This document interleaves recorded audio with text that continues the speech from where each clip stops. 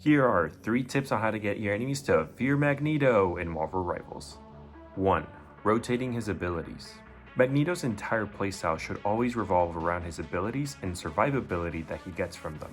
I often see Magneto spam their abilities, but if he's in the front lines and they're all on cooldown, he's pretty much a sitting duck and he's as good as dead. Instead, the way that you should play him is kind of like a fragile bullet sponge. You should always be absorbing as much damage as possible and rotating between your shield and bubble when your health is low to give time for your healers to heal you. Tip number 2. Positioning.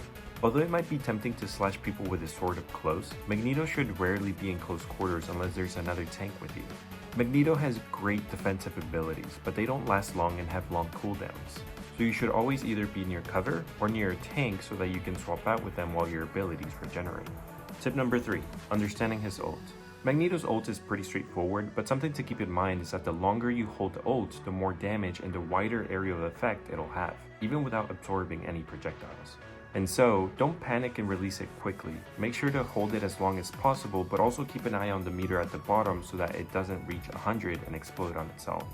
If you time it right, you can absorb ults like Iron Man's, Punisher, or Star-Lord, and can even take out enemies like Cloak and Luna while they're ulting, assuming you hold it long enough and absorb enough damage, of course.